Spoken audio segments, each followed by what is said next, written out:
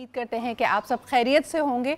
बिलखुसूस एक ऐसे पाकिस्तान में जहां हर चीज़ के ऊपर अब टैक्स है, यानी ना मुल्क में रहना आसान है ना मुल्क से बाहर जाना आसान है।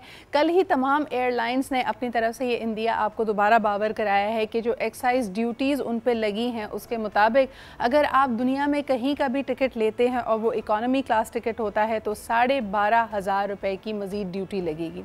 एक मिनट के लिए इमेजिन कीजिए कि हमारे मुल्क का जो यानी अगर हम बजट की अपनी बात करें उसमें एक बड़ा अहम हिस्सा रेमिटेंसेस का है। रेमिटेंसेस वो मेहनत कश पाकिस्तानी हैं जो अपना और अपने ख़ानदान का पेट पालने के लिए दियारे गैर में मेहनत मजदूरी करते हैं, लेकिन उनके आने जाने पे भी अब मज़ीद आपने टैक्सेस आयद किए। यानी एक तसव्वुर ये है कि पाकिस्तान की अशराफिया दौलतमंद तबका बहुत ही रिसोर्सफुल लोग ही मुल्क से बाहर जाते हैं।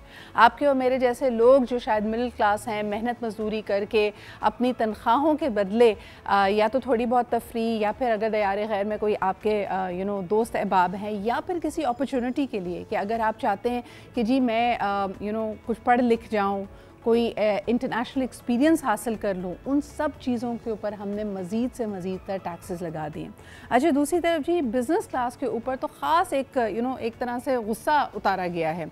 अगर आप देखें तो तकरीबन 1.5 लाख से लेके 3.5 लाख रुपए तक मज़ीद टैक्स आयद किया गया है अगर आप बिज़नेस क्लास में ट्रैवल करते हैं। इसके अलावा मज़ीद टैक्सेस किन किन चीज़ों पे हैं? हमारे मुल्क में ऐसा लगता है जी किताबें पढ़ने का बहुत रिवाज है क्योंकि किताब ख़रीदने पे भी मज़ीद टैक्स लगाया गया है, और ऐसा लगता है कि सबसे पसंदीदा शोबा आपके लिए जाने के लिए अगर पेशा वराना तौर पे समझा जाए, ठीक है जी रिस्पेक्ट की बात की जाती थी, यकीनन टीचर्स की असातिज़ा की बहुत रिस्पेक्ट है, लेकिन हम शायद समझ रहे हैं कि जी बहुत सारे लोग टीचिंग में जाना चाहते हैं और इसीलिए टीचर्स के ऊपर जो पहले इनकम टैक्स की एक तरह से उनको छूट थी उसको भी ख़त्म करके मज़ीद उन पर टैक्सेस आयद किए गए हैं। इस वक्त जब पाकिस्तान में तकरीबन 2.5 करोड़ बच्चा जो स्कूल जाने की उम्र का है स्कूल नहीं जाता, माँ बाप के लिए किताबों, कॉपियों, स्टेशनरी हर चीज़ के ऊपर मज़ीद टैक्स लगा दिया गया। यानी एक तरह से आपकी गलती है कि आपने बच्चों को पैदा किया और उसके बाद आप सोच रहे हैं कि बच्चों का मुस्तकबिल ताबनाक हो और आप उनको पढ़ाना लिखाना भी चाहते हैं। ये कैसे मुमकिन है?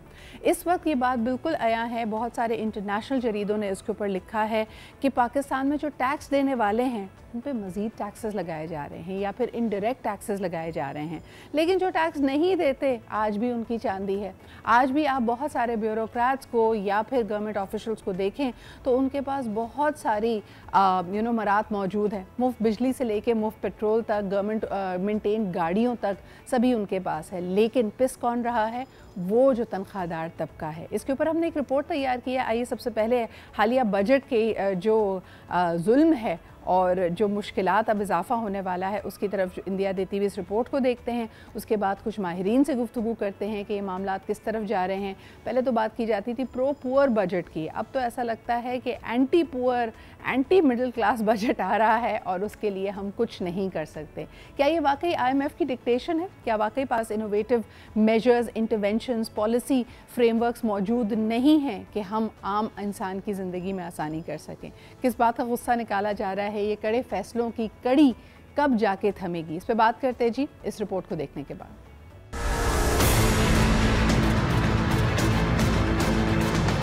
लोगों के लिए अनअफोर्डेबल हो गया चीज़ें खरीदना। महंगाई जो है वो दिन ब दिन रूज पे जा रही है, इंसान का जीना मुश्किल हो चुका है। शहबाज शरीफ अंकल प्लीज मुझे पढ़ने दे, मैं पढ़ना चाहता हूँ।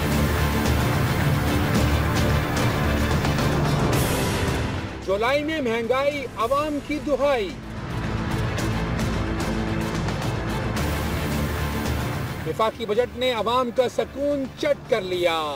18% सेल्स टैक्स ने दूध, चावल, दालों और मसालों की कीमतें बढ़ा दी। अद्वियात की कीमतों में होशरुबा इजाफा।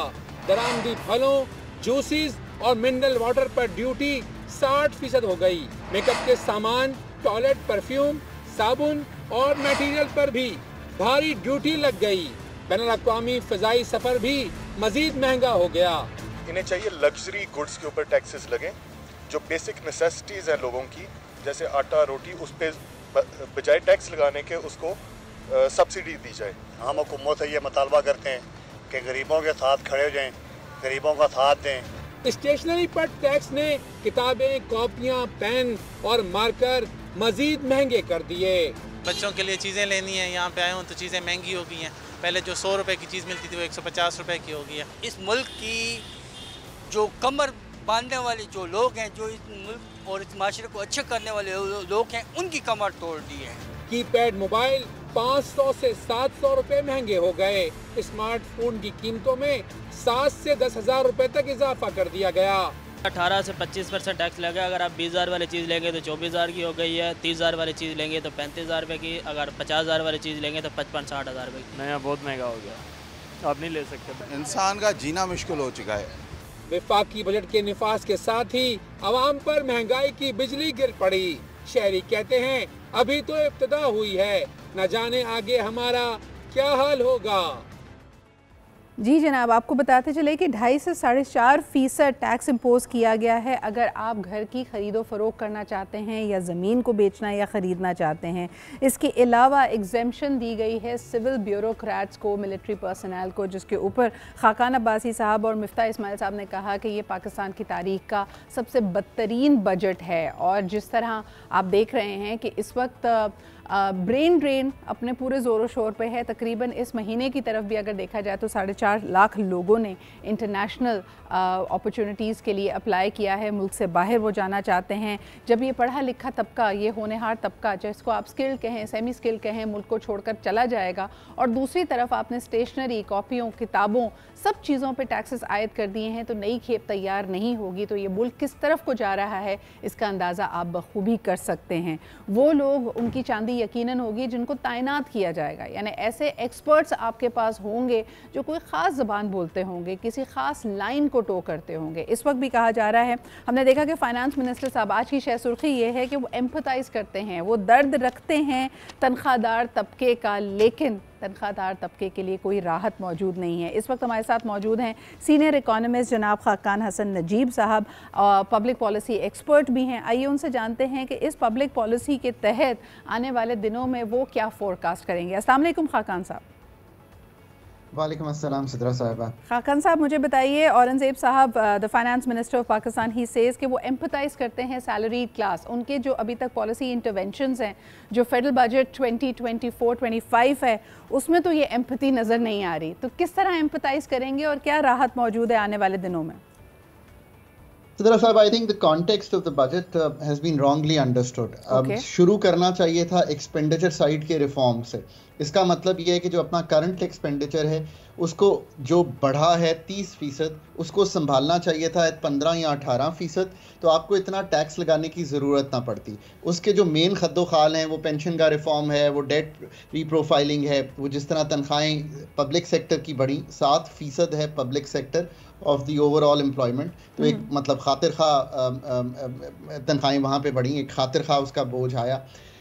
फिर जो बहुत बड़ा सब्सिडीज़ का रिफॉर्म है वो दिखाई देना चाहिए था। सब्सिडीज़ भी 30% बढ़ गई, जो 1363 बिलियन पे चली गई। इसी तरह SOEs के पैसे भी बढ़ गए। So when the current expenditure बढ़ा, इसी तरह उन्होंने PSDP को बढ़ाया। PSDP से क्या मतलब है, जो हमारा डेवलपमेंटल एक्सपेंडिचर है, वो इस साल मेरा ख्याल है 600 अरब खर्च होंगे। वो इनिशियली 1400 अरब रख दिए गए, फिर उसको 1150 अरब पे लाया गया। Even that is excessive. So अगर हम एक्सपेंडिचर साइड के टैकलिंग से शुरू करते तो ये 18,900 अरब के खर्चे ही ना आते। अगर ये इतने बड़े खर्चे ना आते तो इतनी बड़ी टैक्सेशन की रिफॉर्म या इतनी बड़ी टैक्सेशन लगाने की ज़रूरत ना पड़ती। ये तो हाकन साहब, ये स्टैगफ्लेशनरी जो प्रेशर्स इस वक्त पाकिस्तान इकोनॉमी देख रही है, देखिए एक बात बार बार की जाती थी कि IMF का मुतालबा है कि आप स्लो डाउन करें अपनी इकोनॉमी को। इस वक्त इन्फ्लेशन के जो टारगेट्स थे वो पाकिस्तान ने मिस किए हैं। टारगेट किया गया था 21% को एज फिस्कल ईयर 2023-24 को देखते हुए, लेकिन इस वक्त हम खड़े हैं जनाब 23% पे। ईयर ऑन ईयर अगर कंज्यूमर प्राइस इंडेक्स को देखते हैं, वहाँ पे भी CPI इन्फ्लेशन जून में जंप करके तकरीबन 12.5% से भी तजावुज़ कर गई है। तो ये जो स्टैगफ्लेशनरी प्रेशर्स हैं, what does that mean for a economy like Pakistan, जो कि चौथी बड़ी आबादी के हवाले से मुल्क बनने जा रहा है? पिछले साल 29% एवरेज इन्फ्लेशन, इस साल 23.4% एवरेज इन्फ्लेशन, जो आपने सही कहा।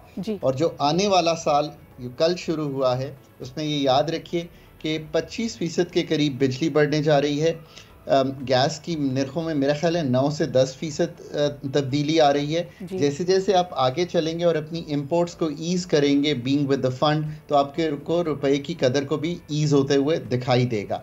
सो ऑफ कोर्स इन्फ्लेशनरी प्रेशर्स जो हैं वो इतने ईजिंग अभी नहीं है, बावजूद इसके कि हमने इकोनॉमी को स्लो किया, मॉनेटरी टाइटनिंग की।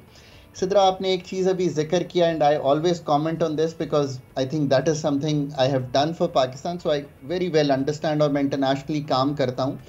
IMF इज़ इंस्ट्रूमेंट जो आपको एक स्पेस, एक टाइम फराहम करता है कि आप अपने कलीदी मसाइल को जाके हल कर लें। जैसे आपने कहा, वो इकोनॉमी को स्लो करके, आपकी एक्सटर्नल नीड्स को मीट करके, आपकी प्राइसिंग की तब्दीलियां करके, थोड़ा सा रेवेन्यू बढ़ाकर, ये बहुत आसान है समझना, इसमें कोई वो रॉकेट साइंस नहीं अप्लाई कर रहे। आपको एक स्पेस दे देते हैं कि अब आप जाकर agriculture income tax, retail tax, real estate tax, complexities of the tax system को ठीक करना, रिग्रेसिविटी यानी कि जो इनडायरेक्ट टैक्सेशन है, विदहोल्डिंग, कस्टम्स ड्यूटी, उसमें से निकलना, ये सारे काम आप कर लें। जो आप प्रोविंसेस में टैक्सेशन है, GST on services, agriculture income tax, ये सारी मोटर व्हीकल टैक्सेशन, इनको ठीक कर लें। जो प्रॉपर्टी की पेमेंट्स होनी चाहिए एक बड़े घर की, not the capital gains, but उनको ठीक कर लें। ये आपको एक मौका मिला है, आप अपने NFC को रिव्यू कर लें। अब आप मुझे बता दीजिए कि इनमें से एक भी ऐसी चीज़ है जिसका IMF से कोई ताल्लुक हो। मैं बार बार कहता हूँ, मैंने सिद्रा पाकिस्तान का 13-16 का जो प्रोग्राम है, और याद रखिए ये मिसनोमर है पाकिस्तान में कि पाकिस्तान जी 24वीं दफ़ा IMF के पास गया है। Sidra, Pakistan has never ever completed any programme except the 13-16 EFF जो लॉन्ग टर्म प्रोग्राम्स होते हैं। बाकी सारे प्रोग्राम वी हैव, उनमें भी मतलब अब मैं वर्ड ये भी यूज़ करूँगा, we have just opted out of them because हम वो रिफॉर्म नहीं करना चाहते। जब 13-16 का प्रोग्राम एंकर किया मैंने पाकिस्तान के लिए, तो I had to put a professional team together to do it. आज भी वो वक्त है कि IMF से निगोशिएट करें। You know, they have shared documents with Pakistan. Since you have a lot of experience and personal exposure to the corridors of power, मुझे ये बताइए कि what is missing? अक्सर बात की जाती है कि political will होनी चाहिए इन reforms को लाने के लिए। इस वक्त तमाम लोग, ऐसा लगता है, the setup, the power structure and the administrative setup in Pakistan seems to be at the same page. हम SIFC बना रहे हैं, हम चीज़ों को इकट्ठा कर रहे हैं, यकजा कर रहे हैं। तमाम political parties भी ऐसा लगता है कि अपने political differences को साइड पर रख के पाकिस्तान में reforms के लिए काम कर रही हैं। Then why is it that we are unable to put them through? I think that's the best question, you know, anyone has asked me. The technical will is missing, the professional will is missing. जिस तरह आपने कहा ना, लोगों का एक exodus हो गया है। People to you know, आपने energy sector का reform करना है, आपको power, gas, petroleum sector के experts चाहिए sitting in the ministries actually doing that reform. आपने privatization करनी है। हमने एक privatization commission इसलिए बनाया था पाकिस्तान में, and you know, I used to work abroad and I used to say this to the finance minister at that time कि आप privatization commission को अदारा बनाएं, उसमें consultants लाएं, उसका chairperson बाहर से लाएं। आज भी we are unable to do this. Come to the budgeting section. Again, आप एक generalist setup से ये उम्मीद कर रहे हैं कि आप एक reformist professionalism दे दें, ये हो नहीं सकता। And do you think the capacity is missing? Absolutely जी, देखें इसमें तो कोई शक नहीं है ना कि स्टेट कैपेसिटी हर एरिया में वीकन हुई है। आपको कुछ तो दिखाई देती है जिनसे आपका इंटरैक्शन होता है। अच्छा खाकन साहब, I used to buy into that thought as well, लेकिन अभी हाल ही में मैं एक क्लाइमेट रेजिलियंस के फोरम पे मौजूद थी। मुझे बड़ी हैरत हुई कि वहाँ पे जितने इंटरनेशनल प्लेयर्स मौजूद थे, a number of UN agencies were there, UNDP वहाँ पे मौजूद था, UNHCR वहाँ पे मौजूद था, और वहाँ पे द इंटरनेशनल कॉन्सल्स उन्होंने यकज़बान होकर कहा कि ऐसा नहीं है कि पाकिस्तान में इस टेक्निकल कैपेसिटी की कोई फुकदान मौजूद है, क्योंकि अगर हम सिर्फ कोविड के सूरत हाल को देखते हैं, we were able to handle it way better than a lot of developed countries. तो आपने जो कहा कि पॉलिटिकल विल मिसिंग है, टेक्निकल विल मिसिंग है, मुझे लगता है कि कोई और ऐसा इंग्रेडिएंट है जो इनके बीच में ब्रिज बनना चाहिए जो मिसिंग है। व्हाट वुड यू से?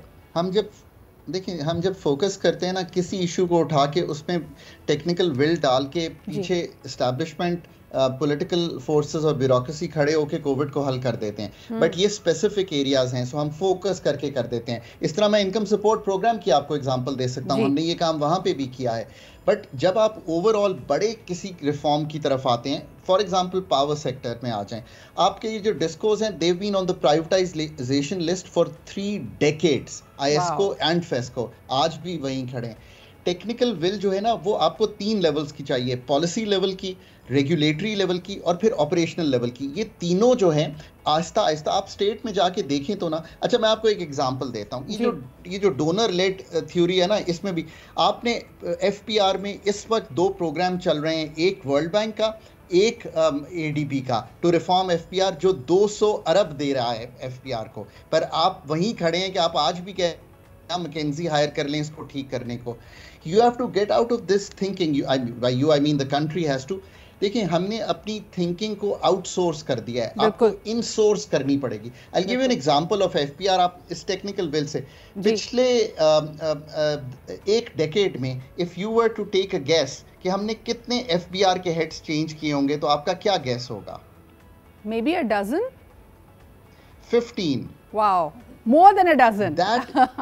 That is, so Sidra, when I say technical will, I just don't mean कि competence ढूंढनी है, एक तो ढूंढनी है, उसको retain करना है, responsible करना है, empower करना है और पैसे देने हैं, और फिर उसको कहना है कि यार go with it, now you tell me कि तुमने digitalization कैसे करनी है। Absolutely, यानी आप responsibility के साथ साथ उनको authority भी दें, उनको consistency भी दें, उनको confidence भी दें, क्योंकि आपने बिल्कुल सही कहा कि जब इतनी जल्दी lateral interventions होंगी, तब्दीलियाँ आएंगी, मनपसंद लोग आएंगे, तब तो आप objective के साथ मुखलिस ना हुए ना। बहुत बहुत शुक्रिया खाकान साहब, this went deeper than we intended to, लेकिन बहुत शुक्रिया। I thoroughly enjoyed your comments and your insight.